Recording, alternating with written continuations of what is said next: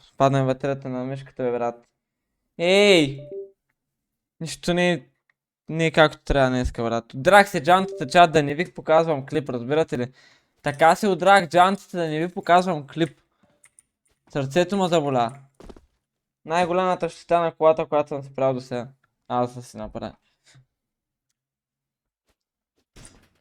Мале, ма така болка в сърцето е това, брат. Честно.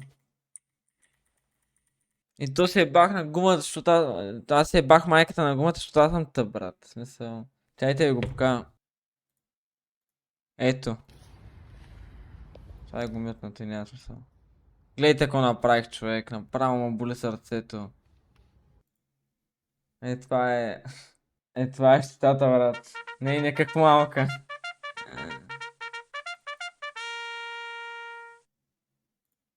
Ма толкова сме акъла, да. Ма не, при мен става много тъпо, брат, защото аз такива неща не правя. Стана много тъпо, брат, защото качих се на един тротуар, ама аз се качих съвсем малко с цел да видя, там ходих на един адрес и да видя дали това е място, където трябва да бъда. И исках да видя дали е правилният вход, човек.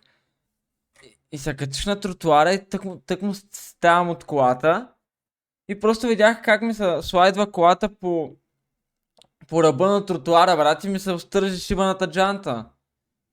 Защото съм спрял точно на тротуара, ама на ръба. Ви го нарисувам, брат, не знам как.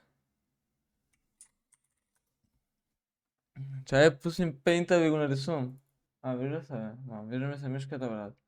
Добре, да е това, ако е тротуара. И тук да е къщата.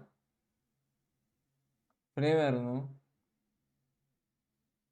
Моята гума беше на ръба на това тук на военното, брат. Тълбухинците, братле, изобщо ако има някой тълбухинец в чата да напусне. Ебам се, нали, ама. Разбрахте ми идеята. Ти са животни на пътя, братле.